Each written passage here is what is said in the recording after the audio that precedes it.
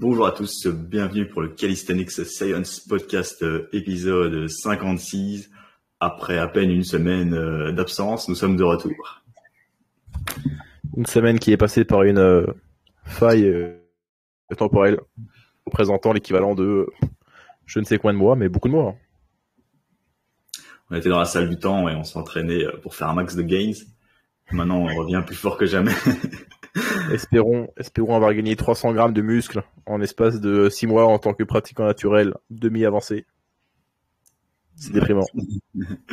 Ou alors on a plutôt fait l'inverse. On s'est entraîné pendant beaucoup et on n'a pas fait beaucoup de progrès.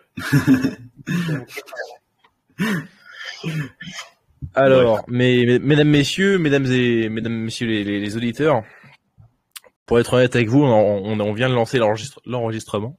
On sait plus parler. On ne sait plus faire de podcast. On vient de lancer l'enregistrement, mais on n'a pas discuté avant, comme on le fait d'habitude avec Alexandre. Simplement parce qu'on va prendre des nouvelles l'un de l'autre en direct, comme ça.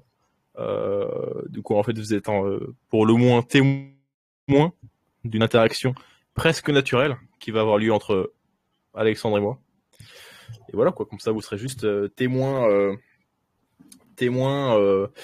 comment dire, extérieur de notre discussion. Donc on va vous donner nos dernières actualités, si on a des actualités, parce qu'il y a aussi des chances pour qu'on fasse en permanence la même chose dans notre existence, qui est l'ennui du pratiquant de musculation / de calisthenics. Alexandre, quelles sont tes actualités? Tout d'abord, on va commencer par quoi? Niveau affaires, niveau business, niveau clientèle, niveau projet. C'est peut-être niveau entraînement qui intéresse le plus nos internautes, mais on peut parler business avant. Bon, on va tout passer au peigne fin, y compris ton nouveau business de coiffure. Yes. Donc, niveau business, je sais pas où vous étiez au courant de cela. On va faire d'abord dans notre conversation comme si nos internautes n'étaient pas là pour que ça soit le plus naturel possible. Donc, peut-être tout d'abord, avant d'attaquer nos actualités, pourquoi est-ce qu'on a été absent comme cela? Donc, pourquoi on était absent? J'ai pensé par moment à faire des podcasts solo parce qu'il y avait des sujets que je voulais un petit peu creuser. Et c'est en podcast que je pourrais traiter de des sujets sans spécialement mettre les références scientifiques que je mets dans des posts, mais un peu juste pour expliquer des réflexions que j'avais et presque penser à voix haute là-dessus, comme le ferait un philosophe, presque. Donc j'ai pensé, moi, de temps en temps à faire des podcasts. En réalité, quand je manquais de temps, la priorité, c'était plutôt juste de sortir les posts Instagram. Donc moi, j'ai pas sorti de podcast solo et on n'a pas proposé non plus de FAQ parce que, alors du moins, mon ressenti c'était qu'on a un peu fait, je dirais presque le tour en fait en une cinquantaine de podcasts sur des questions fréquentes sur l'entraînement et la nutrition, des questions assez simples. Et j'aimerais qu'on ait des questions plus avancées pour qu'on puisse en fait parler d'autres choses que ce dont on a parlé les 50 derniers épisodes à peu près, parce que là on en est à recevoir des questions. Comment progresser aux tractions, combien de grammes de protéines manger, est-ce que ma routine est bonne si je cherche, comment dire, la question ça pourrait être proposez-moi une routine d'entraînement aux anneaux pour l'hypertrophie. La question ça pourrait être est-ce qu'on peut progresser en même temps en street lifting et en ski en même temps. Et toutes ces questions là on les a traitées à fond en fait, en long, en large, en travers. Quelque chose qu'on pourrait presque faire, c'est créer une page internet avec un peu la bibliothèque, le référencement de toutes les questions qu'on a déjà reçues, parce que j'ai l'impression qu'on a vraiment tout traité, quoi. Et du coup, à moins qu'on reçoive des questions vraiment intéressantes, mais les questions, en fait, c'est, je dirais, un niveau de complexité, du moins pour mon côté nutrition, que, comment dire, les questions que j'aimerais recevoir, c'est des questions que les gens se posent pas, quoi. Par exemple, les questions que j'aimerais recevoir, ce serait qu'est-ce que je pourrais vous dire? Ce serait des questions comme quel est Alors, bon, là, j'ai plusieurs exemples qui Alors, me viennent. Ok, le cerveau est déjà en ébullition. Tiens, ce serait quelle est la quantité minimale de fibres que l'on peut consommer pour la santé, tout en cherchant à quand même les limiter, parce qu'on a un prise de masse et que c'est dur de manger beaucoup de végétaux. Et allez, là, boum, auquel cas, épisode on solo. traiterait des différents types de fibres, la répartition sur la journée, choses du genre. Autre question, ce serait, est-ce qu'il y a vraiment un raisonnement pour avoir des calories plus basses sur les jours d'entraînement, enfin sur les jours de repos que sur les jours d'entraînement? Autre question, ce serait, quel est vraiment l'intérêt d'une boisson intra-entraînement? Tu vois, on pourrait parler du côté placebo, de toute la recherche sur le rinçage de bouche à l'eau glucidique, voire à l'eau édulcorée. Enfin, c'est des questions qu'on n'a pas et qui seraient grave intéressantes. Et j'ai pas envie de répondre à nouveau à des questions comme comment setup une sèche de base, combien de grammes de protéines manger, combien de repas faire par jour, plein de trucs comme ça. Ouais, c'est ça. Après, je pense que pour certaines questions, il y a quand même allez, peut-être qu'on a des updates à mettre sur certains sujets, quoi. Par exemple, voilà, sur comment progresser en traction. Bah, moi, je pense que maintenant, j'aborderais la chose différemment qu'il y a quelques temps, quoi. Même si je pense que vu le nombre de questions, on a quand même à chaque fois un peu évolué notre approche là-dessus. Mais voilà, c'est vrai que aussi peut-être moyen d'affiner un peu les questions, aller un peu plus dans le détail. Moi, ce qui explique aussi le fait qu'on a été un peu absent, bah ça va être peut-être le business aussi. Donc ça, on en parlera aussi. C'est, je pense que tous les deux, on met un peu plus la priorité bah, sur notre business, et puis dès qu'on a un petit projet à lancer, bah, on s'y met peut-être un peu plus à fond là-dedans. Et puis on a peut-être aussi d'autres choses dans la vie à côté. Et donc le podcast parfois passe à la trappe. Et également, bah, on a une bonne dynamique. Là, on avait fait l'épisode solo. Je pense que j'aurais bien aimé qu'on continue là-dedans. Je trouve que celui de Morgan était c'est très bien, et puis les miens toujours ça vient aussi avec ce que je vais dire après, mais bref.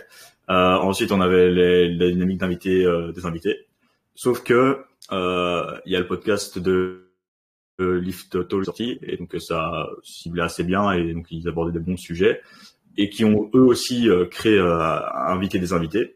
Du coup il y avait quand même déjà des intervenants qu'on aurait pu appeler, mais qui sont été chez eux. Et même chose chez Stenios, donc Simon et Alexis, qui ont eux-mêmes invité aussi d'autres personnes. Et donc finalement, on allait se retrouver à tous inviter plein de gens. Et je m'étais dit, tiens, on va pas rentrer dans cette dynamique-là. Et donc on n'avait plus envie de revenir sur les FAQ. Et puis en même temps, bah, voilà, le business. Mais je pense que ici, suite à ce podcast-ci, on va quand même se résoudre à réinviter des invités qui ne sont peut-être pas passés ailleurs, et à reprendre les épisodes solo qui peuvent être intéressants. Parce que voilà, par exemple, là, Morgan vient d'illustrer 3 questions, et pourquoi pas en causer une d'entre elles dans un épisode solo, et moi de nouveau pour un peu la dynamique que j'avais lancée. Autre chose qui m'a fait un peu qui nous a fait un peu de mon côté en tout cas procrastiner sur le podcast, c'est un petit syndrome d'un posteur en tant que podcasteur. Donc ça fait longtemps qu'on fait des podcasts, et voilà, on a certes amélioré notre setup audio et tout, donc maintenant je pense que c'est un peu plus agréable à écouter, mais c'est parfois l'éloquence qu'on peut avoir, ou la fluidité, ou la structure qu'on peut avoir dans un podcast. Parfois je me disais, ouf, là ce podcast j'ai déconné, quoi. Je suis parti dans tous les sens, il n'y avait pas vraiment un beau fil conducteur, ou même si j'en avais un, parce qu'il y en a quand même où j'ai essayé d'avoir une petite ligne directrice, et ça partait un petit peu en vrille, quoi. Il y a beaucoup de bégaiements et tout, donc quand je me réécoutais, je me disais, ouais, c'est nul. Et puis je voyais justement les nouveaux podcasteurs qui s'étaient lancés, je me disais, tiens, bah, ils viennent de se lancer, ils sont plus à l'aise pour ce format-là, quoi. Mais d'un autre côté, je trouve on doit traiter des sujets, parce que en francophone, dans ce domaine-ci, il y a pas encore grand chose qui a pu, je pense qu'il y a encore beaucoup de choses à faire, et on a toujours des choses intéressantes à exploiter. Je pense que même ici, par exemple, si on n'a pas vraiment préparé un sujet en racontant un peu nos vies, je pense que ça peut toujours être agréable à écouter, et on va quand même donner peut-être 2-3 informations intéressantes pour l'entraînement et la nutrition. Et voilà. Bref. Je sais pas si tu as eu un peu ce genre de pensée aussi, Morgan, ou si c'était d'autres sujets. Alors moi, je dirais pas que j'ai eu le syndrome de l'imposteur, parce que même si, ouais, surtout les premiers podcasts, mais même au cours de, entre guillemets, l'histoire du CSP, il y a quand même parfois eu des moments où les propos partaient un peu dans tous les sens. C'était le cas notamment avec le concept critique ma routine, qui était pas toujours lisible. Ça, on l'a bien capté. Et même si je crois qu'on avait dû faire quelque chose comme peut-être partager l'écran quand on traitait les routines en question, très peu de gens regardent réellement l'épisode. C'est plutôt ils l'écoutent pendant qu'ils font la cuisine, pendant qu'ils sont en voiture, pendant qu'ils font leur pas. Faites vos pas. Pardon. C'est un peu un ordre. C'est une recommandation appuyée. Faites vos pas. 8000 pas par jour. Au moins pour votre santé. J'ai pas eu vraiment ce syndrome d'imposteur parce que je suis quand même considéré qu'on faisait du bon contenu en permanence, et même si les propos pouvaient parfois être micro-brouillons, Ouais, moi je trouve que le contenu ça va, mais c'est parfois la forme qui manque, quoi. Oui, alors je capte ce que tu veux dire, c'est-à-dire ouais. la forme pas excellente avec la caméra de Morgan Nutrition qui saute, son micro également. Avec un rythme de publication variable. Enfin, la forme a pas été, je dirais même pas, a pas toujours été, juste a jamais été top tier en termes de chaîne de podcast, ok. Mais les gens qui nous écoutent, bon, ils nous disent par moment, ok, le micro de Morgan, il est terrible. Bon, maintenant j'ai le Yeti, c'est beaucoup mieux, mais ok, le micro de Morgan, il est terrible. Ok, là c'était pas clair. Mais ils écoutent quand même parce qu'on sortait du contenu qui avait nulle part ailleurs. Et on produisait précisément le contenu dont les gens avaient besoin. Donc, le fond faisait que ça passait au-delà de la forme. Donc, j'ai pas eu ce souci-là. Enfin, ça m'a pas posé plus de problèmes que ça, là, dans tous les épisodes qu'on a sortis. Même si, évidemment, ça aurait pu être mieux, mais je me suis pas senti syndrome d'imposteur ou quoi là-dessus, parce que je suppose que, enfin, on a quand même des gens qui nous écoutent, parce que font vraiment bon, je suppose, je présume, et ça dépassait la forme là-dessus. Yes. Bon, voilà, je pense que j'avais autre chose en tête. Notre absence. Ouais. Est-ce que j'avais autre chose en tête Non. Attends, je voulais parler de. Donc, tu as dit oui, on faisait passer notre propre business avant. Chose qui est vraie, et je suis trop heureux de comment on bougeait les affaires ces 3 derniers mois. Quelque chose dont on avait parlé en off il y a quelques mois, mais peut-être même presque il y a un an, c'était que tu étais, entre guillemets, coaché en groupe pour le business, pour tes réseaux, pour tes ventes, etc. Et yes. C'était par 2 gars qui sont des podcasteurs. Ah, c'est les gars qui ont la chaîne de podcast How to Grow Your Online Business, non? Ouais, c'est Youssef et Johnny. Donc ils sont assez marrants en podcast aussi. Ouais, est-ce que avec du recul, tu peux nous parler de ça? Ah, je peux expliquer ce que j'essaye de mettre en place. Après, si vous me suivez sur les réseaux, vous avez peut-être suivi un petit peu ça. En fait, je peux parler un peu du business model qui propose. En fait, voilà, j'ai souscrit à leur formation parce que j'ai envie de step up un peu mon business, et je trouve que c'est toujours intéressant de se faire coacher, se faire accompagner, à la fois dans l'entraînement, dans le business, dans la nutrition, dans plein de choses, dans la séduction. Je sais pas vous dire, mais en termes de business, c'est pas mes premiers mentors, on va dire. J'avais déjà pris une autre formation, mais ça a jamais trop marché comme je l'espérais, mais voilà, il y a toujours eu des petites choses à mettre en place, par exemple mettre en place une page de vente, un lead magnet, des séquences mail, voilà, c'est tous des trucs qu'on peut voir en business. D'ailleurs, si vous recevez plein de mails de ma part, des trucs comme ça, c'est que parfois vous allez souscrire à un programme gratuit que j'avais pu faire, et voilà, quoi. Et je pense qu'il y a un petit écho là. Je sais pas si ça vient de moi ou de... Ouais, ça a l'air mieux là. Nickel. Bref. Donc là, j'ai souscrit à la formation de Grow Your Online Business, ma 3e formation business, je pense. L'idée de base, en gros, c'est de continuer à faire du coaching en ligne, en one-one, donc comme je fais avec la plupart de mes clients. Donc actuellement, je suis entre 10 et 20 clients depuis une année ou 2. Donc c'est conserver cette partie-là. Et à côté de ça, c'est lancer du coaching de groupe. Comment est-ce que je voulais lancer le coaching de groupe? C'est attirer les gens dans un challenge. Donc Donc peut-être que d'ailleurs vous avez participé à ce challenge si vous m'écoutez, si vous nous écoutez aujourd'hui. C'est le Straddle Planche Challenge que je voulais avoir. Donc l'idée c'est de vous lancer sur un programme de 6 semaines sur la planche. Et voilà, si le programme, si déjà les 14 jours vous avez été utile, voilà, le programme est à un prix plus accessible que le coaching individuel. Et c'est un programme où il y a un certain suivi, donc il y a des coachings de groupe, quoi. Donc c'est l'idée de répondre à plusieurs questions en même temps, d'analyser la vidéo pour que ça profite à un maximum de monde, et après de souscrire à un abonnement sur une durée plus longue, quoi, de continuer à bénéficier du programme de 6 semaines qui évoluera avec vous dans le temps et qui profitera à un max de monde. Et voilà, tout ça ferait un système un peu plus automatique en gros, mais en même temps il y a quand même une certaine c'est pas un programme tout fait, quoi. Il y a quand même, je passe encore du temps sur le coaching de groupe. Et Morgane, si tu veux savoir ce que ça a donné, pas grand chose en fait, pas grand chose. Donc je peux vous en parler ici. Bon, je suis transparent. Donc j'étais content des challenges. Donc les challenges, j'en ai fait 2. Deux. Donc un sans pub. Donc j'ai partagé sur mes réseaux. J'ai eu 30 personnes dans mon groupe Facebook, ce qui est très correct quand on a une audience comme ça. Et il y a eu un bon engagement. Tout le monde a participé jusqu'au bout. Il y a eu des bons petits résultats. Certains qui avaient déjà mis pas mal la forme de leur stock planche, qui avaient compris un peu plus leur advanced stock planche. Et voilà, pas mal de contenu. Donc ils avaient une meilleure vision de l'entraînement. Et suite à ce challenge, il y a eu une vente, donc il y a eu une personne qui a rejoint mon programme de groupe, et donc qui a fait le programme de groupe. Ça s'appelle Planche Progression pendant 6 semaines. Et donc voilà, malheureusement, vu qu'il était tout seul, j'ai quand même fait le programme, donc il a suivi, mais il a eu des feedbacks individuels, alors que ça était censé être des feedbacks de groupe. Et voilà, il a eu des modules en fonction des semaines de comment il avançait, quoi.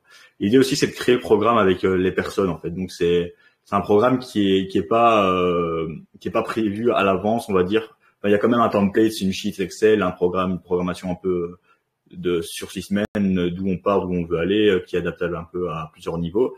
Mais l'idée, c'est chaque semaine, tu vas aborder un sujet en fonction des interrogations des personnes, quoi. Et finalement, ça devient hyper customisé, quoi, parce que mais l'idée, c'est d'avoir quand même beaucoup de personnes, comme ça, tu peux vraiment faire face à toutes les problématiques. Et c'est de répondre à des questions une fois, mais de le faire bien pour que ça profite à tout le monde, quoi. C'est parce que dans le coaching individuel, on répète souvent la même chose, hein. Si vous nous écoutez là, vous êtes coach aussi, Morgane aussi, je suppose, tu vas souvent, quand tu fais un appel avec un client, tu vas souvent répéter les mêmes choses, quoi. Et c'est un peu ça l'avantage. Après, d'un côté, il y a quand même parfois des besoins de répondre vraiment très spécifiquement à ces questions.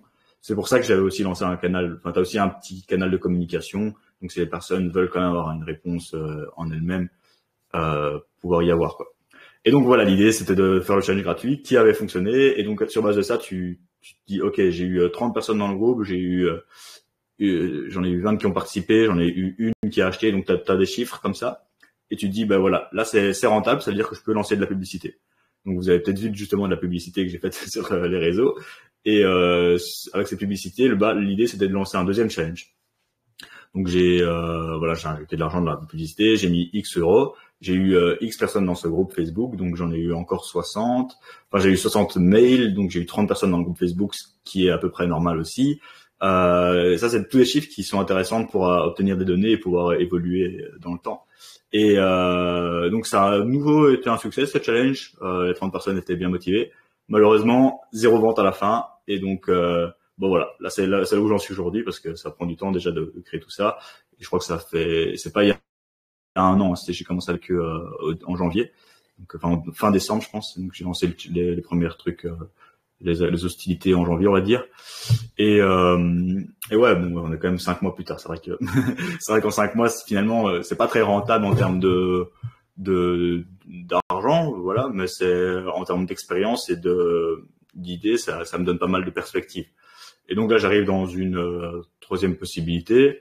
C'est de me dire, ok, est-ce que j'essaie encore une fois de peut-être essayer d'avoir plus de monde dans le challenge. Peut-être que voilà, c'était un échantillon, une période un peu plus difficile. Peut-être qu'il y a moyen de changer un petit peu les publicités qui pourraient attirer plus de monde. Parce que changer le challenge aussi éventuellement, mais la structure du challenge, je pense que j'ai eu plein de retours positifs. Donc ça, c'était intéressant. Peut-être changer l'audience parce que j'ai target X population qui avait X années de pratique. Donc voilà, là je vous raconte la vie, mais ça peut être intéressant pour que vous compreniez un peu parfois les systèmes marketing dans lesquels vous tombez, ou alors que vous vouliez peut-être proposer pour vendre un produit par exemple. Donc voilà, c'est la possibilité, c'est d'améliorer son challenge, d'améliorer sa pub, ou alors de changer complètement de sujet, quoi. Parce qu'ici j'ai lancé le truc sur améliorer sa straddle planche en 14 jours, ou améliorer sa planche en 14 jours pour lancer un programme sur la straddle planche. Les gens étaient quand même intéressés. Donc ce qui est intéressant avec ce type de challenge, c'est que c'est très spécifique. Vous êtes conscient qu'il y a un problème, parce qu'on est quelqu'un qui sait que la planche, quand on s'y entraîne, on sait que c'est dur, on sait que c'est pas un truc, on sait qu'on rencontre beaucoup de difficultés, et on veut trouver des solutions à ces problèmes. Parce que si on lance un challenge trop vague ou trop débutant, comment prendre du muscle en 14 jours, les gens ils sont pas trop conscients de ce que c'est, et donc ils vont pas forcément se dire tiens, ça c'est fait pour moi, tandis que ceux qui allaient en planche, ils vont voir un challenge sur la planche, ils vont dire ça c'est le challenge parfait pour moi et je vais y arriver. Et donc c'est ce que j'espérais cibler, et je pense que ça a été le cas. Sauf que c'est vrai que les personnes qui étaient dans le challenge étaient peut-être un peu encore je dirais débutants, intermédiaires, et ils avaient d'autres objectifs à côté, et voilà, j'ai pas eu des gros tryharders de planche dans le challenge, donc ce qui aurait peut-être été un peu plus intéressant pour eux. Mais il y en a quand même un ou deux qui sortaient du lot et qui auraient voilà, et puis il y en a plein qui étaient intéressés par souscrire au programme, mais voilà, c'était pas le bon moment, des choses comme ça, quoi. C'est un peu dommage parce que ça vaut toujours le coup d'investir là-dedans de nouveau, surtout que le prix est quand même beaucoup plus accessible que du coaching one-one. Et donc voilà, tout ça a demandé beaucoup de temps, et pour parler toujours le contenu et tout. Donc voilà, niveau business, je me suis vraiment concentré là-dessus.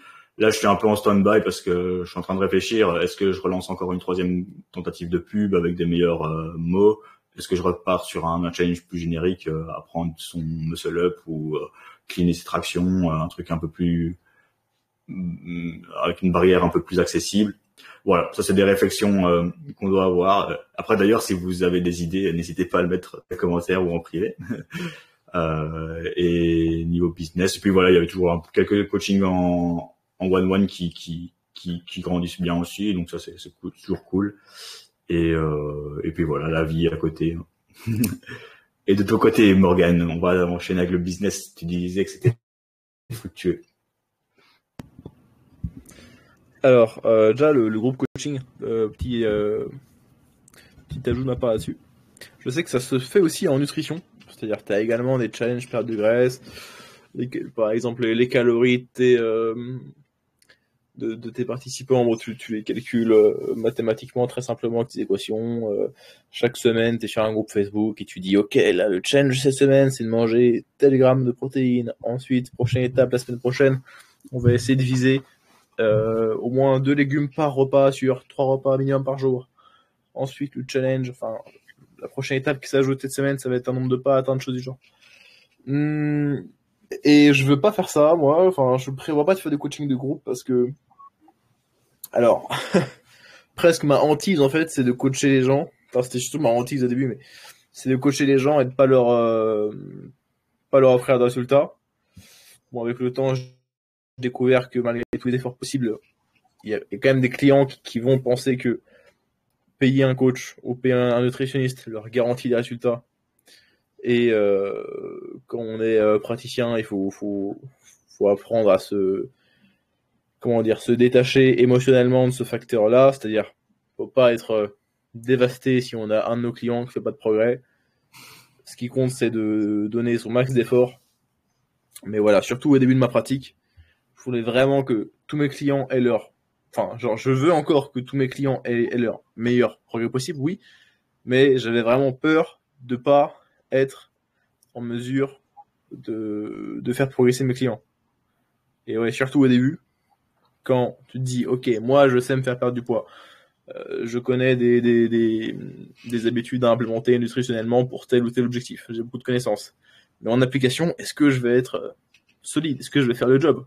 Est-ce que je vais aider les gens qui me contactent à perdre du poids, à améliorer leur performance en triathlon, à mieux récupérer d'une blessure ou autre? Et avec le temps, bon, j'ai appris à un peu m'en foutre, presque. de pas donner des résultats à mes clients quand je vois que j'ai des clients pas adhérents. Alors évidemment, les clients pas adhérents, j'ai des discussions avec eux dans le but de les rendre plus adhérents. Alors évidemment, de savoir ce qui a fait que la semaine s'est bien passée ou autre, c'est pas bien passé ou autre, allez articule. Mais voilà, j'ai moins cette hantise d'avoir des clients qui n'ont pas les résultats escomptés. Mais ça m'agacerait quand même, en fait plus pour ma réputation qu'autre chose, de pas faire progresser les gens. Et avec un groupe coaching, le taux de succès, je spécule qu'il est moins bon parce que il y a moins de feedback, enfin, comment dire, de suivi individuel, même au sens motivationnel. Donc je spécule, je suppose que j'obtiendrai des moins bons résultats en moyenne qu'avec mes clients individuels personnalisés. Raison pour laquelle je choisis, pour l'instant, mais je pense pour toujours peut-être, même si on se parle, de ne pas créer de challenge ou de coaching de groupe en nutrition, même si c'est quelque chose qui se fait totalement. Alors quelque chose à plus grande échelle que je ferais sûrement, que j'aimerais faire même. Ce serait des interventions nutrition santé dans des entreprises. Donc c'est le chef d'entreprise qui te paye, tu vois, pour sa boîte, qui te dit ok là, j'aimerais que tu interviennes dans mon entreprise et que tu fasses une présentation d'1h30 sur l'hygiène du sommeil pour les employés, sur des idées de lunchbox le midi pour qu'ils soient en forme pour bosser, enfin, toutes ces choses-là, parce que la santé du travailleur, ça fait qu'il est plus performant, plus productif, qu'il prend moins de congés maladie également. Donc en fait, c'est bénéfique pour les entreprises de faire intervenir des nutritionnistes si ensuite leurs employés appliquent, quoi. Bon, je pars un peu sur une tangente, tout ça pour dire, je prévois pas de faire du groupe coaching pour l'instant. Ouais. Et après, le business va bien. Peut-être juste parler de l'intérêt du groupe coaching. Et ouais, Attends, je te coupe juste petite parenthèse sur ouais, en fait, parce que là j'ai parlé du groupe coaching, mais c'est quoi l'intérêt de faire ça en fait?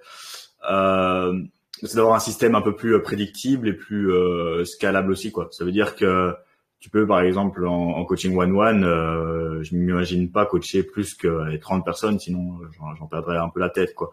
Donc la solution, c'est quoi? C'est de vendre beaucoup plus cher. Et voilà, parfois il y a quand même aussi des personnes qui mettent par exemple 300 € par mois dans un coaching pendant longtemps. Ben c'est quand même difficile, quoi. Tandis que du groupe coaching, ça leur permettrait d'en mettre moins et de toucher plus de monde aussi, quoi.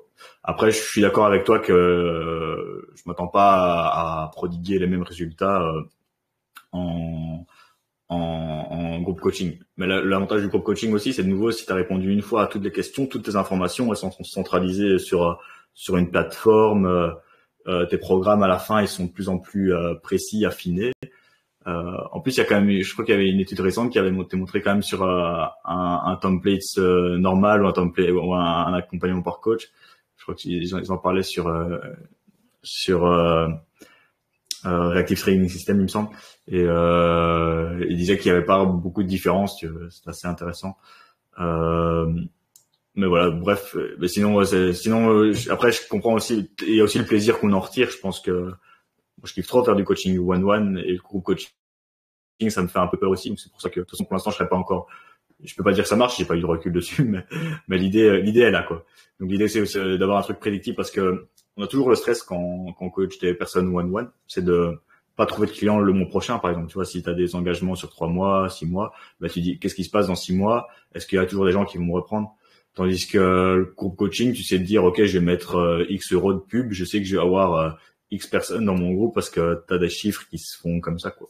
Après, peut-être qu'ils peuvent varier avec le temps, mais quand tu as des systèmes bien affinés, en général, tu sais que c'est plus prédictible. Et voilà, c'est l'un des intérêts du groupe coaching, mais de nouveau, moi, ça n'a pas fonctionné, mais voilà, je peux comprendre clairement. Parce qu'on peut aussi se dire, ok, moi, ça me va très bien le one-one et je reste là où j'en suis à peu près. Après, je peux toujours scaler, augmenter mes prix. Et puis, si tu as d'autres perspectives comme le coaching d'entreprise.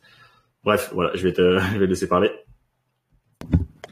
Et pour la partie, juste le coaching, le business qui va plutôt bien, ou mieux, du moins au fur et à mesure des mois. En fait, j'ai toujours été sur une pente plutôt montante, mais les progrès, c'était plutôt que au fur et à mesure, Disons que mes mauvais mois, quand ça faisait 6 mois que j'avais commencé, étaient mes bons mois de mes 3 premiers mois, ok. Donc en fait, c'est juste que, on va dire, mon niveau de revenu moyen augmentait. Mais là, vraiment, c'est je PR mois sur mois en termes de nombre de clients. Et d'ailleurs, là, au moment où on enregistre ce podcast, on est le 18 mai. Là, juste avant le podcast, j'étais en train de changer mes tarifs, qui en fait, toutes mes prestations prennent environ 20%. Parce que, non pas que là, je suis vraiment full en termes de clients, mais plutôt que mes tarifs par rapport à mes prestations étaient un peu bas. C'est-à-dire que la consultation d'1 heure qui donnait lieu après un compte rendu de consultation, ouais, c'est ça, compte rendu de consultation, était à 50 euros. Là, je le passe à 80. Parce qu'en fait, le compte rendu de consultation, je me rendais compte que j'étais en permanence en train de over-deliver, donc de donner plus que ce que je promettais même. Et du coup, de donner des journées types, donner des recommandations en termes de compléments, alors que c'était même pas spécialement le motif d'un consultant en premier temps.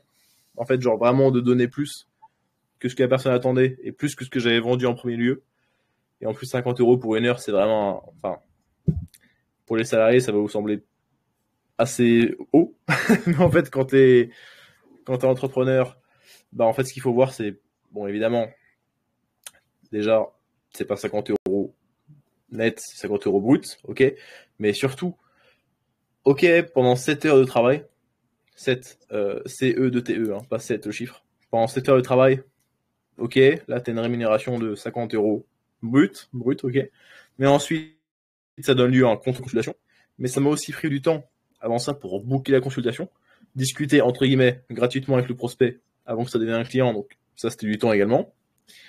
Également, ce prospect-là, je l'ai attiré parce que j'ai fait du bon contenu sur les réseaux, sur YouTube, que sais-je. Et les publications Instagram, elles sont faites gratuitement. Donc en fait, c'est un investissement de mon temps pour après collecter, je dirais, vraiment le butin, quoi. Alors que quand vous êtes salarié et que... Non, on dit tout. Clairement, c'est le podcast sans filtre, putain. Alors que quand vous êtes salarié, vous arrivez au bureau, vous avez des horaires précis, vous savez quel est votre taux horaire. Et quand vous rentrez chez vous, la journée, elle est finie. C'est-à-dire que vous avez été payé à l'heure, donc votre taux horaire, pour la quantité de travail réalisé cette journée. Quantité réalisée, non pas en nombre de séries, qu'en quantité de volume, mais en termes de nombre d'heures sur votre journée de boulot.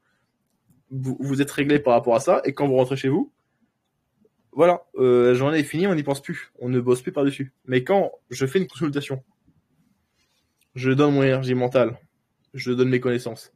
Après, je fais un compte rendu de consultation, et après, le soir, je vais faire des stories. Alors les stories, ça ne semble pas comme étant beaucoup de boulot, mais voilà, on va te dire, je fais un post Instagram, ou alors je décide d'écrire un article, peut-être pour mon site internet, c'est pas le cas, mais ça pourrait. Je décide de faire du montage vidéo pour YouTube ou autre. Là, encore une fois, mauvais exemple, ça fait un moment que je n'ai pas été actif sur YouTube, peut-être 3 mois. Mais en bref, bon, 50 euros pour la consulte, c'était vraiment peu coûteux en réalité. C'est-à-dire, c'était vraiment, je dirais pas offert, mais faiblement payé par rapport à la prestation. Donc mes tarifs sont en hausse. À la fois parce que je me rends compte que mes prestations sont en continu en train de devenir meilleures et meilleures.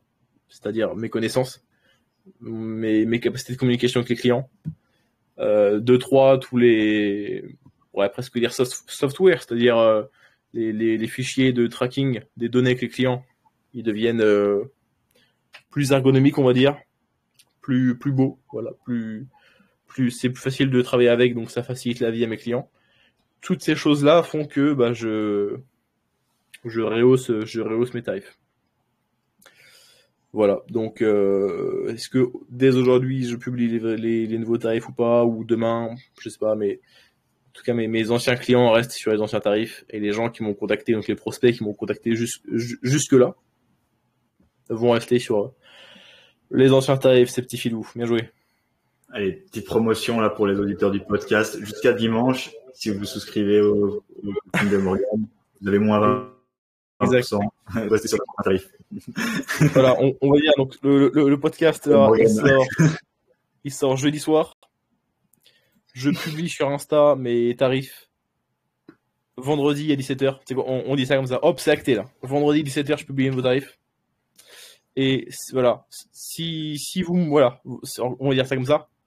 Si vous me contactez avant dimanche soir, dimanche 21 mai, si vous, en me contactant sur Instagram ou par mail, Morgan Bernardo, BERNARDEAU, arrobase, non, point, pardon, je ne connais pas son adresse email, morganbernardo.coaching@gmail.com. Bref, que vous me contactiez par Instagram ou par mail, si dans votre demande de contact, vous glissez subtilement le mot dromadaire, vous resterez sur les anciens tarifs. Ok. Ça, c'est du marketing. Petite technique. Et la vie est belle. Donc, on a plus de clients. Ça fait actuellement, là, ces 3 derniers mois, des mois à 1000 € de chiffre d'affaires brut. Ce qui n'est pas encore beaucoup, mais ce qui est PR sur PR de mois en mois. Et bah, surtout, en fait, j'ai plus de, on pourrait dire, fluidité, pas du tout régularité. C'est-à-dire que je me pose même pas la question de démarcher des clients ou quoi, enfin, chose que j'ai jamais fait. C'est plutôt, j'ai naturellement des gens qui me contactent à intervalles réguliers, alors que je m'y attends pas. Et j'ai la place de prendre des clients. Donc, ça se combine vraiment bien. Et j'ai jamais des clients qui me contactent ou qui me posent des questions sur mes services et qui au final travaillent pas avec moi. Donc, ça se passe vraiment comme un fleuve tranquille, mais un très bon fleuve en ce moment. Genre c'est pas la Seine, c'est plus la Garonne que la Seine. C'est-à-dire pas encore un gros fleuve, mais déjà un fleuve plus propre que la Seine. Voilà. Si vous aimez les plans d'eau français de notre bel hexagone. Donc voilà pour le business. Principalement des clients que j'ai en suivi 3 mois, des clients de partout, des clients de tous les horizons. Là, j'étais en train de marquer tout à l'heure. Planifier mes consultations. J'ai une femme de 41 ans, objectif prise de muscle. J'ai un homme de 25 ans, objectif santé / perf en course. J'ai un homme il a quel âge on va pas citer, 27 ans je crois. On est en perte de poids. On est à moins 10 kilos sur 8 semaines pour l'instant. On a une graphiste, perte de poids. Et on a une jeune fille de 17 ans, perte de poids. Donc un peu tous les horizons. Ah, et on a un, quel est son métier? Je crois qu'il est dans un pub, le frérot, prise de muscle. Donc la vie est belle, des clients un peu de tous les horizons. Donc ça fait que je m'ennuie pas trop en consultation, même je m'ennuie pas du tout. Mec, je m'ennuie pas trop. Je déteste pas trop mon job, la vie est belle. Donc on est plutôt heureux. Je pense que le fait de poster chaque semaine assez régulièrement sur Insta depuis novembre, c'est-à-dire chaque dimanche ou chaque lundi le post, et pendant 2 mois je faisais un réel aussi les mercredis soirs, ça a bien aidé à faire monter mon Insta, ça a bien aidé à démontrer la crédibilité. Donc je pense que ça a été un bon facteur de progression de la micro-entreprise Morgan Nutrition. Ouais, j'ai un titre pour le podcast là. Actu Business, on vous dit tout. Et c'est la première fois qu'on parle business, je pense, comment on orchestre nos affaires en direct. Parce que ça, c'est les conversations qu'on a normalement avant le podcast en off, quoi. Yes. Parfois, on parlait un peu plus de nos projets ou quoi, mais on est rentré un peu plus dedans, quoi. Bah, si ça vous intéresse, on pourra faire aussi des podcasts là-dessus. Niveau training, qu'est-ce qui s'est passé, Morgan? Est-ce que tu veux nous parler de cette expérience? Ouais, j'attendais ça, limite. Ah oui, exact. Alors, mesdames, messieurs, bonjour. Bon, déjà, on n'aura plus qu'un tiers des auditeurs, parce on est à, je sais pas, 40 minutes de podcast vraiment déjà. Alors, ce qui s'est passé récemment. Récemment, c'est quoi? J'avais débuté une sèche mi-décembre. Fin novembre. Le but, c'était quoi? C'était pas une mini-cut. Il fallait le faire un peu plus long que ça. Peut-être 10 semaines. Mais c'était parce que j'étais en bulk, un peu peak bulk. La qualité de ma diète n'était pas fantastique. Et je voulais me remettre un bon coup de motivation. Un peu récompe, quoi, via une cut assez modeste, donc assez lente, mais bien mesurée. J'avais fait appel à Ronan Moisan, qui est aussi mon monteur vidéo, qui est très bon, vraiment. Et allez le suivre. Ronan-du-bas Moisan coach, vraiment quelque chose comme ça. Bon, on le mettra en description. Et j'avais commencé à cut voilà, fin novembre. Ça se passait bien, novembre, décembre, janvier. Et ça devait être mi-février. Je commençais à être bien sécos. Et puis, je maintenais un peu. Et j'ai un pote qui me dit, qui lui est vachement matrixé par le body, qui me dit, oh mec, là, vu quel point t'as bien séché, putain, t'es pas chaud, tu fais une compète de bodybuilding. Et je me suis dit, j'ai mis vachement d'investissement là pour cut jusque-là. Enfin, assez facile parce que j'ai pas trop de difficultés pour sécher jusqu'à un certain point. Et je mange au resto 2-3 fois par semaine, aucune galère. Enfin, j'ai fait une vidéo là-dessus. Ça bouffait des donuts, du riz cantonné en permanence et tout, quoi, aucune galère. Mais je me suis dit, bon, quitte à là, parce que je voulais au moins faire un photoshoot, je me suis dit, quitte à faire un photoshoot, go pousser la cut et faire une compétition de body pour l'expérience. Alors, en fait, le truc, c'est que je suis pas spécialement passionné par le bodybuilding compétitif, c'est-à-dire monter sur scène, c'est-à-dire le posing, tout ça, ça m'intéresse pas des masses. C'est plutôt l'aspect physiologique de la perte de poids qui m'intéresse. Et en fait, bon, là, faire la compète, c'était pour un peu, enfin, c'est même pas un peu, c'est principalement voir ce que ça fait de faire une prep. En termes de quel point ça te nique ta santé, ta vie, quoi. Tout simplement. Plus que vraiment pour le posing, monter sur scène et autres, quoi. Je m'étais inscrit à la compète. Donc la compète, c'est, on enregistre ce podcast, on est le 18. La compète, c'est censé être après-demain. Hein. C'est censé être le samedi 20 mai 2023. Ok. C'était Natural Show du Père et en Yvelines, catégorie classique et en novice aussi. Enfin, donc classique, open et classique, novice. D'accord. Novice, c'est quand tu fais ta première compète. Voilà, j'avais pris ma licence. J'avais payé ma participation, j'avais acheté le slip de compète. J'ai posé avec en story Instagram d'ailleurs. Voilà, je continuais de perdre du poids. J'avais commencé à 89,1.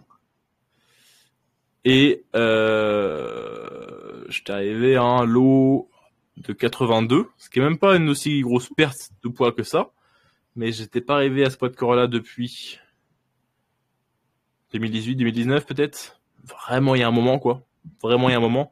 Et ce, avec plus de masse musculaire. Ce qui fait que du coup, pour ce même poids, plus de masse musculaire, ça veut dire moins de masse grasse. Donc physiologiquement, j'étais bien plus dans le mal. Donc je faisais mes steps. La diète, c'était bien ennuyeuse, comme vous l'avez vu en story Instagram ces derniers mois. Et en fait, j'ai subi un peu tous les side effects, tous les effets secondaires de la prep, c'est-à-dire sommeil qui se dégrade à fond. C'est-à-dire, ça se réveille minimum 2, mais plus 3, 4 fois par nuit. Je me réveille à 4h30, 5h. Impossible de se recoucher. Donc ça fait des nuits de 5 heures. Voilà. Les perfs en entraînement qui dégringolent. C'est-à-dire j'allais vraiment à l'entraînement comme si j'allais au travail. Aucun plaisir. Aucun pump. Aucune concentration. L'impression que tous les mouvements me niquent plus les articulations que ne stimulent ma masse musculaire. Enfin, pas vraiment des douleurs, mais un peu quand vous sentez un mouvement un peu off, quoi. Genre, oh, j'ai l'impression que je suis pas coordonné au squat. Oh, enfin, je faisais pas de squat, mais vous voyez l'idée. Ah, j'ai l'impression que je sens plus mes coudes que mes épaules aux élévations latérales.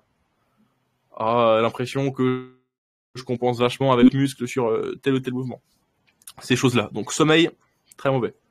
Libido, vraiment très peu. Aucun plaisir à l'entraînement. Gros foot focus, c'est-à-dire la veille pour le lendemain, tous les repas sont déjà prévus, sont déjà traqués dans MyFitnessPal au gramme près et tout, et pendant que tu manges ton repas, genre le déjeuner, tu penses déjà à ton snack ou à ton dîner plus tard dans la journée. Donc très mauvaise relation avec la nourriture, fatigue phénoménale, c'est-à-dire je me souviens, je faisais des séries de... Ah oui, enfin, alors du coup, je vous parle de ça à l'imparfait, parce que du coup, j'ai arrêté la préparation pour la compète, c'est évident. Entre des séries de mollets, d'extension mollet, j'ai entendu. L'impression de m'évanouir, l'impression que je vais m'évanouir entre les séries. C'est-à-dire, je regarde le sol, je vois flou, j'ai la tête qui tourne, après j'ai des vertiges. Vraiment le quoi. Alors que j'ai fait une série de 13 répétitions d'extension mollet, bilatérale. C'est dire les mots de fatigue.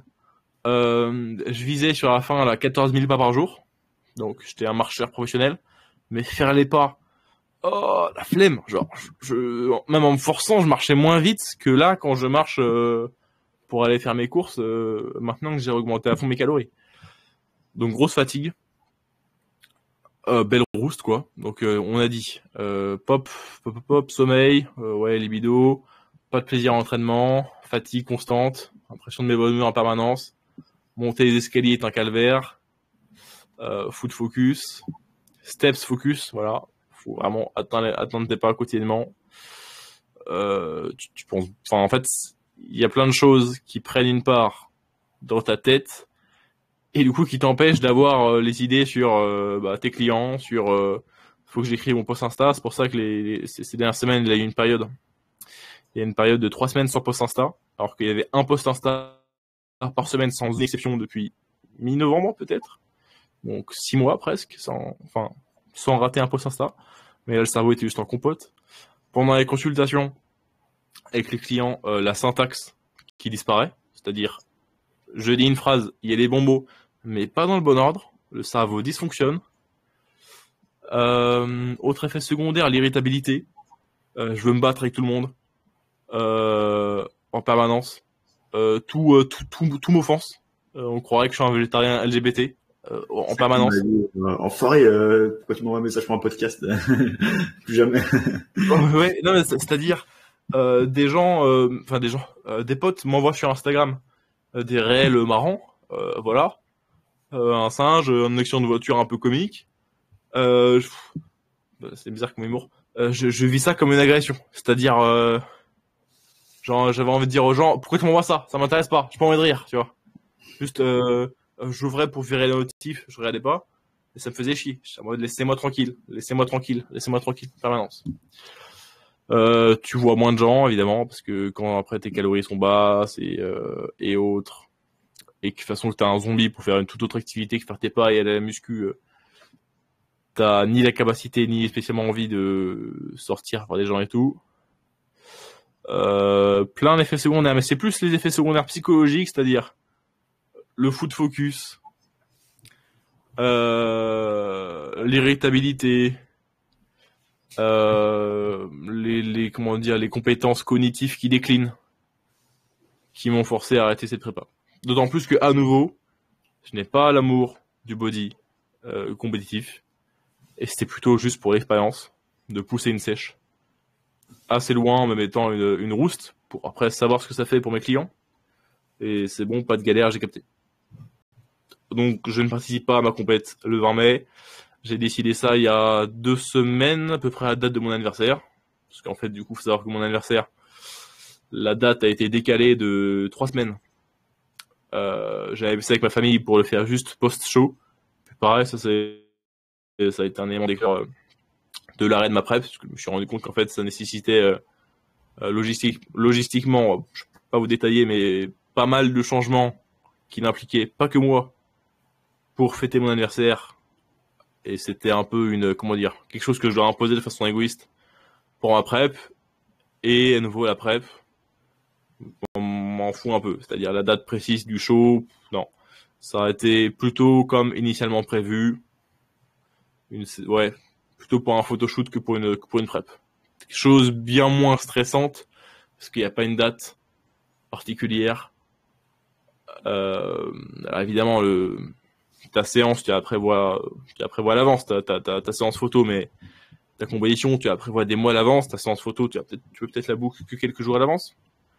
Donc tu es plus en mesure de la faire dans une période peu stressante, précisément quand toi ça te va le mieux, et autres.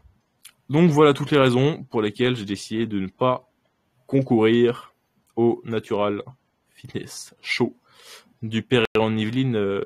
Après-demain, ça reste une bonne expérience cette cut. Enfin, bonne expérience. Non, parce que je suis à la fin. Je vivais vraiment pas, mais plutôt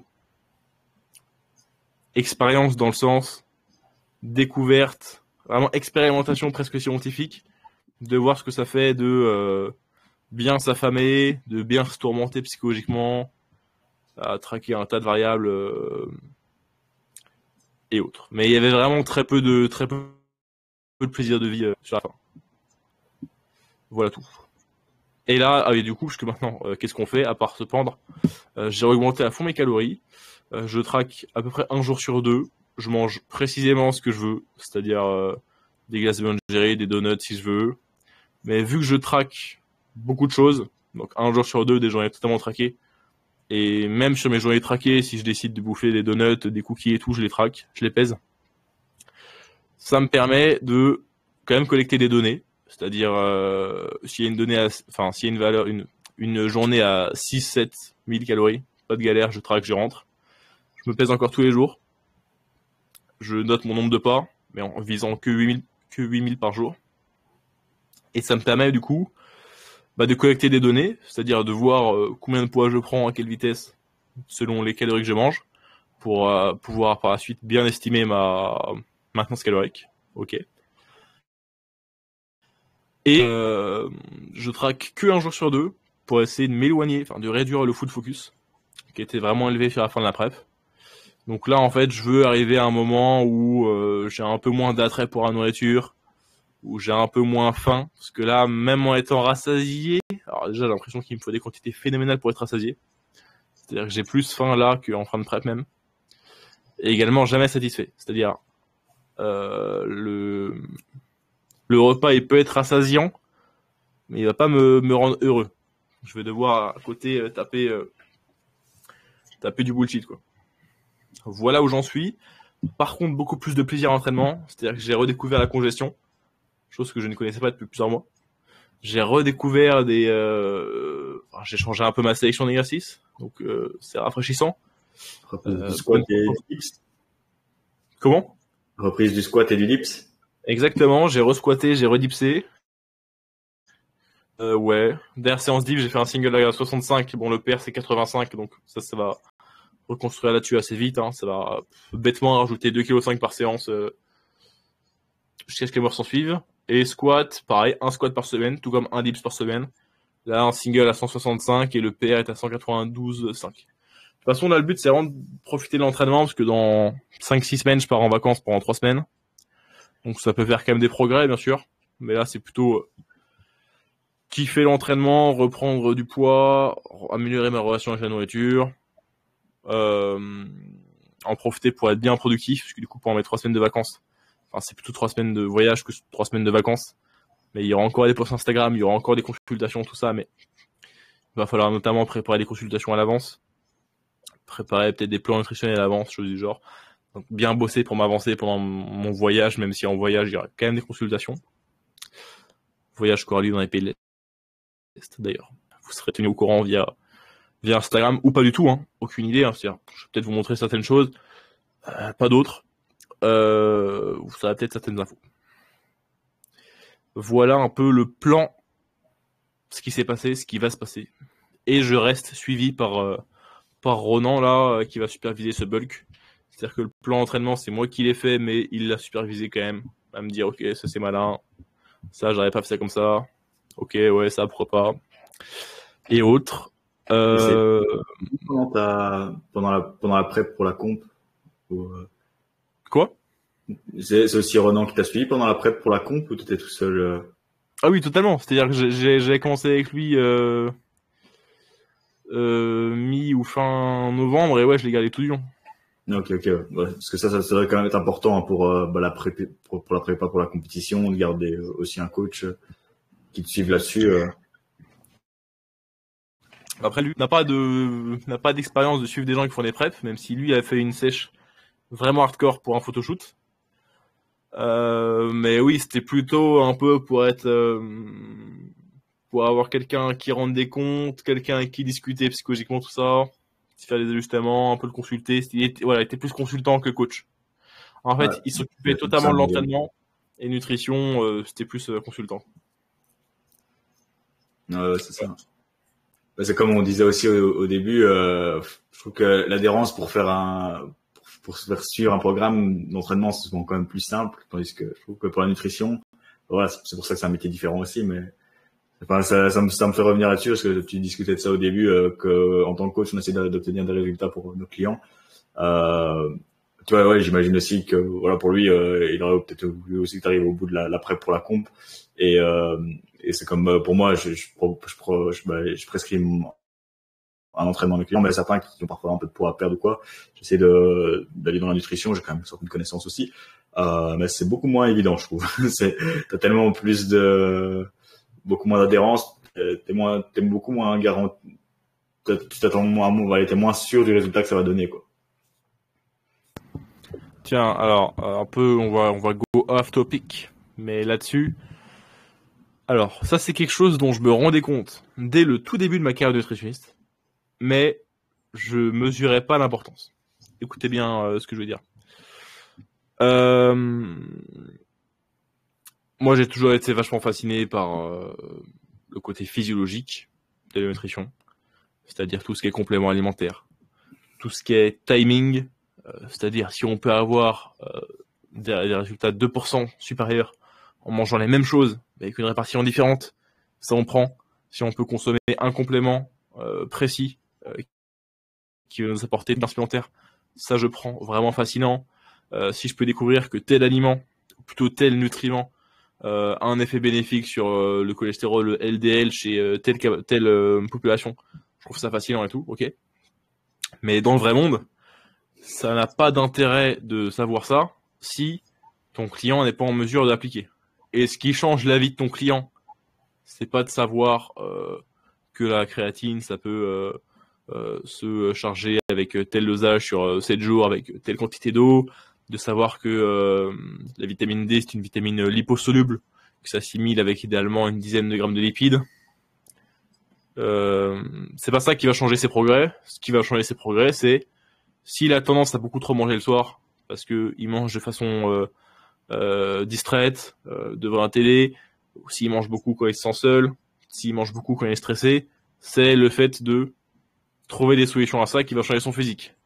Si il s'entraînait habituellement à jeun, que tu lui dis mange avant ton entraînement, mais que tu lui dis pas ça peut être malin de prendre plutôt peut-être juste une clémentine, un shaker, ça va pas changer grand chose que tu lui dises mange le matin, parce que s'il essaie de manger le matin, qu'il essaie de taper une omelette, qu'il la digère pas bien, et du coup qu'il est pas prêt à entendre ta recommandation, il va pas le refaire, il va pas le continuer sur la durée. Donc en fait, là je veux en venir, c'est que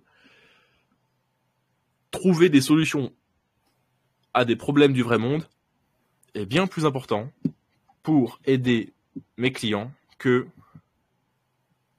d'avoir des connaissances très avancées. Et je veux avoir des connaissances très avancées. C'est-à-dire que je veux être le nutritionniste francophone au plus gros cerveau. Mais je me rends compte de plus en plus avec l'expérience, en étant nutritionniste depuis maintenant 1 an et demi, que, enfin réellement plus 1 an, mais compte pro et ouvert depuis 1 an et demi, je me rends compte de plus en plus que, alors dans un sens malheureusement, parce que c'est pas ce qui me fascine le plus, l'aspect comportemental, mais je me rends compte de plus en plus que ce qui change réellement les progrès de mes clients, c'est de la résolution de problèmes logistiques, relatifs au comportement, relatifs à l'organisation. C'est pour ça que ces dernières semaines, j'ai beaucoup partagé quand je vais juste sortir dans la forêt, faire mes pas, comme c'était le cas aujourd'hui. Avec des variantes, type faites vos pas, entre parenthèses, si je vous assure, faites vos pas. Et je prends la voix là, du précepteur, qui est un mec qui fait des podcasts philosophiques, je vous recommande fortement. C'est un mec que j'écoute quand je fais mes pas justement. Donc de plus en plus je fais des stories, faites vos pas. Je fais des stories. Je suis en train de me préparer à manger, j'ai des tupperwares, viande hachée, haricots, riz et caillard. Cette story ne vous apporte aucune connaissance nutritionnelle. D'ailleurs, ça n'a aucune importance, ce que je mange personnellement. Mais la valeur de cette story, c'est tiens, pensez à préparer votre nourriture à l'avance. Parce que sinon, au travail, si vendredi midi, vos collègues commandent des pizzas Domino's, vous allez également commander une pizza Domino's. Rendez-vous compte que c'est la situation la plus probable d'arriver si vous n'avez pas déjà prévu votre repas à l'avance. Prenez du recul, vous vous connaissez. C'est ce qui va arriver parce que c'est ce qui arrive fréquemment. C'est un peu un réflexe du chien de Pavlov. Ok. Donc, c'est ça qui a changé récemment là dans ma façon de coacher en nutrition, on va dire. Me rendre compte que c'est plus du problem solving du vrai monde que toujours implémenter précisément les stratégies de pointe en matière de nutrition, même si c'est encore ce que je fais avec notamment mes clients performance, qui sont des clients à l'adhérence maximale, qui ont vraiment un bon niveau de connaissance de base, et auquel cas, avec ces gens-là, je peux davantage leur dire, ok, tel jour, on va consommer 8 à 10 grammes de lipides, de glucides par kilo de poids de corps pour être vraiment bon sur tel effort-là pour ton épreuve de triathlon de telle date. Là, on va timer la bétalanine précisément comme ça. Là, on va essayer de pas prendre en même temps le magnésium et le zinc. Là, on va essayer d'inclure 2 fois par semaine ton poisson gras et à l'occasion, on pensera à réduire un peu ton oméga 3 de moitié sur ces journées-là.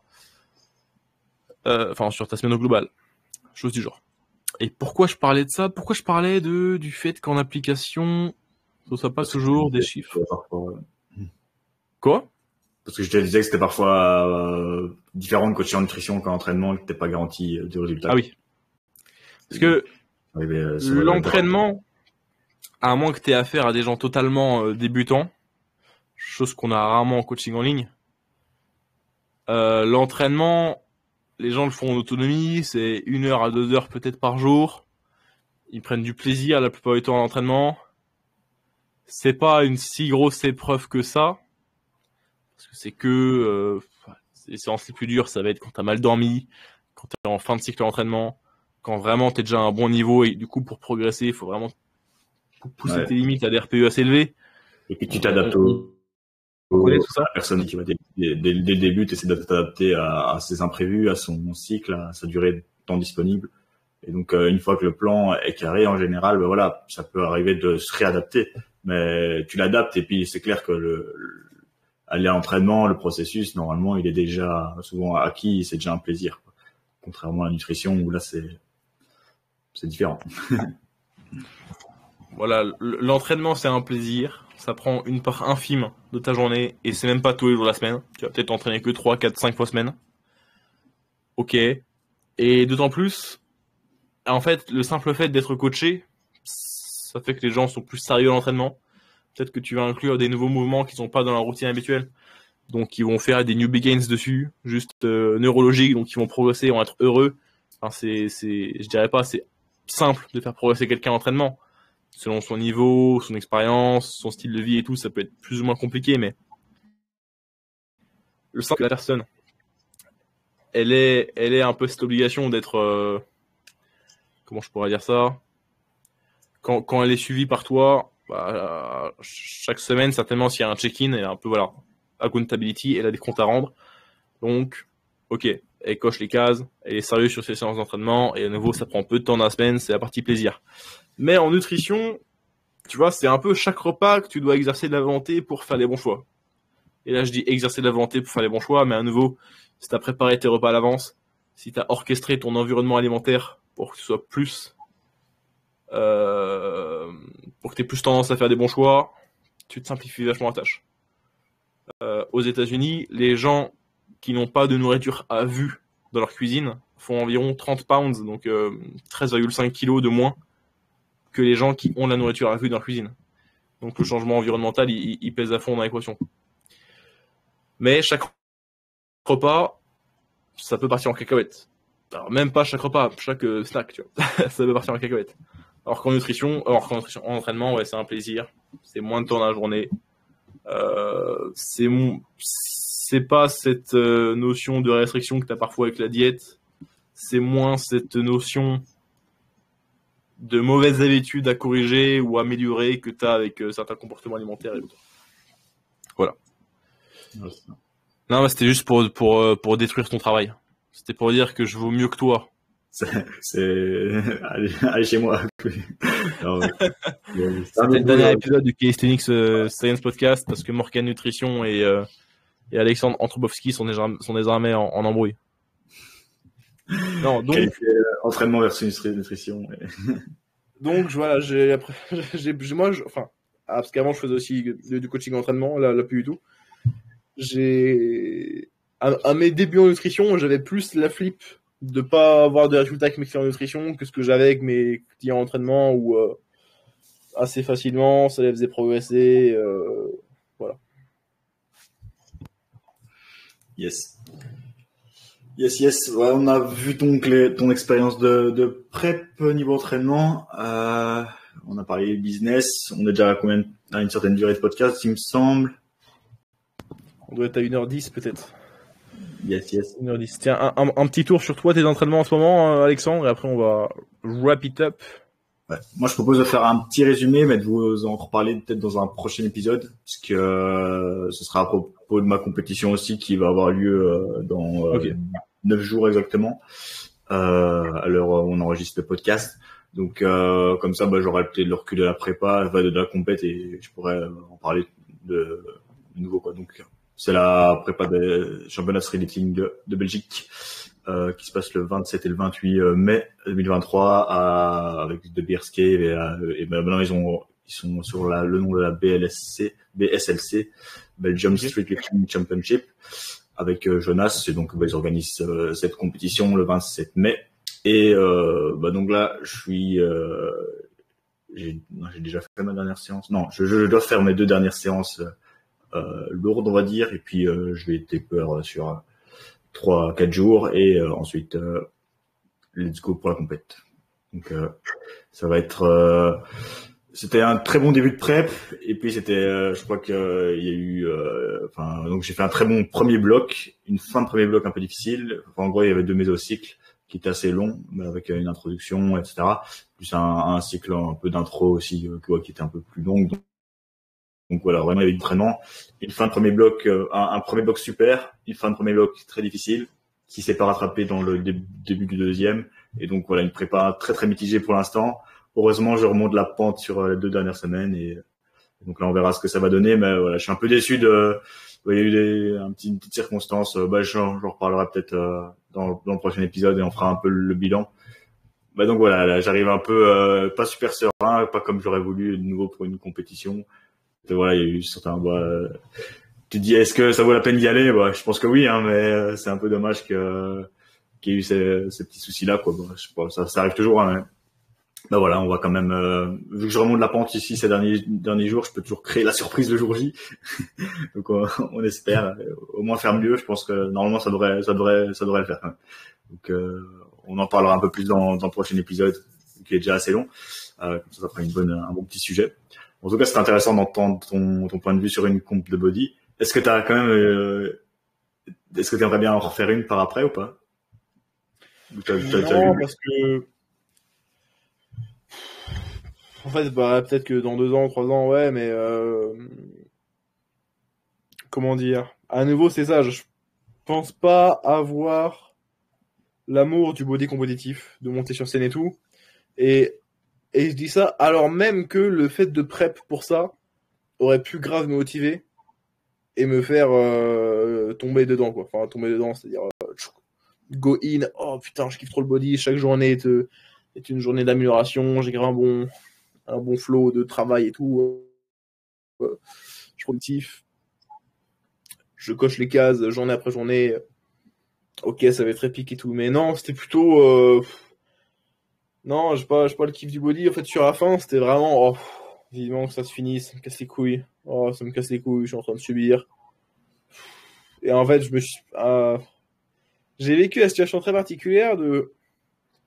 En fait, j'ai annoncé que je faisais la prep, que je faisais la compétition. Mais j'étais déjà dans le mal à détester la fin de prépa. Et je l'ai un peu dit comme ça, je l'ai mis en story et je l'ai pas fait un post parce que je me suis dit, bon, ok, là, il faut l'annoncer, pareil, je balance ça. Mais j'aurais peut-être dû garder ça en sous-marin en permanence et l'annoncer pas du tout, ou juste jouer la compétition, faire ah, et au fait, ça, depuis 6 mois, je prep. Parce que je me suis trouvé à publier ça en story. Alors plein de gens qui me disent oh putain, Epic, trop bien, let's go, bon courage, on pourrait le voir à la compète et tout. Mais en fait, je savais déjà que j'étais dans le mal et j'avais pas encore prévu de stopper la prep. Et en fait, juste quelques jours après, je me suis dit mais non, mais ça me casse les couilles, moi j'ai pas envie de faire cette compétition. Pourquoi je suis encore là à sécher, à souffrir à fond? Chaque jour, j'avais le débat interne de allez, finis la prep, c'est dans pas longtemps. Et puis il y avait l'autre voix qui disait mais non, mais en fait t'aimes pas le body spécialement, c'est pourquoi tu veux faire la compétition, c'est pour des gens parce que t'as dit sur Insta que t'allais faire la compétition. Sois pas un bouffon, arrête si t'aimes pas le body. Du coup, j'ai essayé d'arrêter la prep parce que ça me faisait pas kiffer de faire cette compétition, c'est-à-dire l'idée de monter sur scène, de flex sur telle musique, telle pose imposée, le tan et autres, ça m'enchantait pas plus que ça. Ce que j'ai des comparaisons, ouais, tu vois, c'est un peu comme faire des études pour un master qui t'emmènerait vers un métier que tu détestes, pour savoir que à peine le dossier, que à peine tes études finies là, genre tu prépares un master en biologie, et à peine ton master fini, tu sais que tu vas pas du tout bosser en laboratoire dans la biologie, que toi ce que tu veux c'est être maçon. Et tu aurais le dialogue de te dire pourquoi je travaille 8 heures par jour sur la biologie et la physiologie. Moi ce qui me fait kiffer c'est être maçon. Arrêtez de me casser les couilles, pourquoi je veux avoir ce diplôme, c'est pour quoi, c'est pour mes parents, c'est pour la reconnaissance sociale. Non, moi je vais être maçon. Moi, j'ai un peu vécu ça, c'est-à-dire j'étais en prep, chaque jour était une souffrance, voilà, aucun plaisir de vivre, vraiment très mauvais état psychologique, mental et physiologique et de santé générale, en mode à nouveau je m'évanouis en faisant les mollets et je vous parle pas au soulevé de terre. Je me disais mais mec, non, mais pourquoi tu te fais du mal quoi? Pourquoi t'es en galère là? Pourquoi tu fais un truc qui te plaît pas spécialement? Tu fais ça pour qui? Si toi ça te régale pas. Et voilà, donc j'ai quand même eu pas mal de jours de dialogue interne à me dire ça. Quand j'ai annoncé aux gens que j'arrêtais la prépa, ça m'a étonné pas mal parce qu'on était assez proche de l'échéance et tout. Mais je veux dire, même si en fait c'était pas le fait de devoir encore attendre un certain nombre de jours avant de monter sur scène qui me saoulait. C'est-à-dire, je me disais pas, oh, fais chier, il y a encore 20 jours de prep, 20 jours d'horreur. Enfin, pas horreur, mais 20 jours de relou, quoi. Je me disais pas, fais chier, il y a encore 20 jours relou. Je me disais, non, mais de toute façon, même si c'est demain, la compète, même si c'est demain et qu'après, tu binges comme tu veux, tu traques plus rien pendant un moment, voilà. Même si c'est demain, ça me ferait chier, j'irai pas. Voilà, j'irai pas. Genre, je sèche l'épreuve, tu vois. Genre, je vais pas au bac. Parce que ça m'enchante pas du tout. Ça me plaît pas vraiment. Donc, quand j'ai compris ça, quand j'ai compris que c'était pas juste l'exposition au déficit calorique poussé sur la durée qui me saoulait, mais juste l'échéance qui me hypait, mais vraiment pas. C'est-à-dire, j'en parlerai dans le podcast, mais quand je faisais des écarts de ma diète, il n'y a pas eu de gros binge ou quoi, à taper 1000 calories, mais c'était plutôt, à nouveau, tout était traqué, mais quand je faisais une journée à 4500 au lieu de 2000, que je voyais comme un réfi de stratégique, j'avais genre vraiment aucune culpabilité, tu vois. C'est-à-dire, je graillais mes donuts, et puis la plupart des gens, après avoir graillé les donuts, ils se mettent à pleurer en se disant « Oh, je me déteste, je suis un échec, je fais la scène et tout. » Non, moi je me disais « Ces donuts, c'était vraiment délicieux.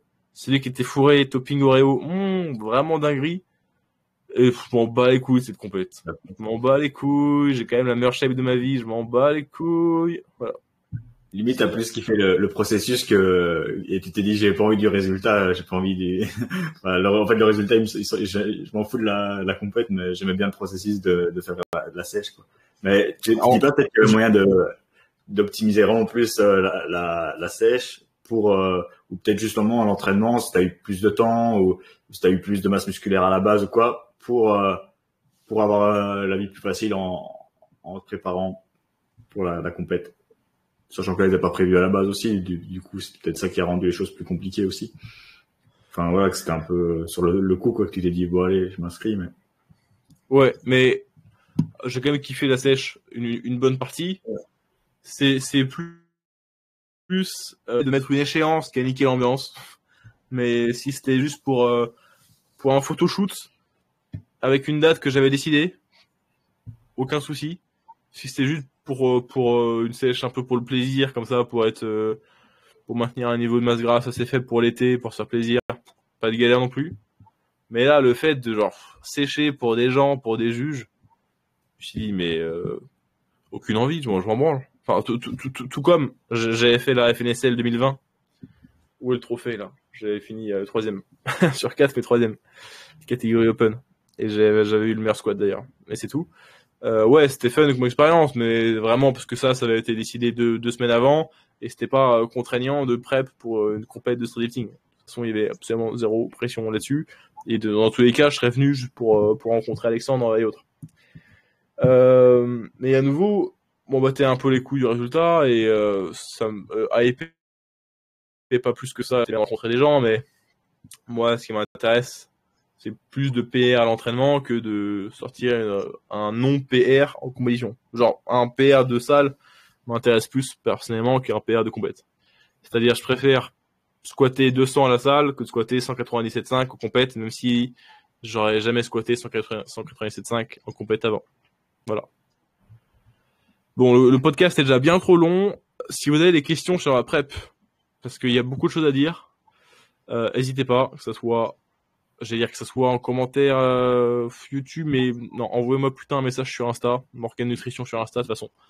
Nos liens seront dans la description, que vous soyez sur YouTube ou sur Spotify. Voilà tout, Alexandre. Je pense qu'on a tout dit. Je pense qu'on a fait vraiment un podcast intéressant. C'est-à-dire, on est parti un peu dans tous les sens, mais que des sujets vraiment juteux en matière d'intérêt. C'est ça. Bah, c'est une bonne reprise. Donc, on espère vous proposer des bons épisodes à venir. Double biceps. Yes. À bientôt pour de nouvelles aventures sur le Calisthenics Science Podcast. Ciao, ciao. Je vais quitter.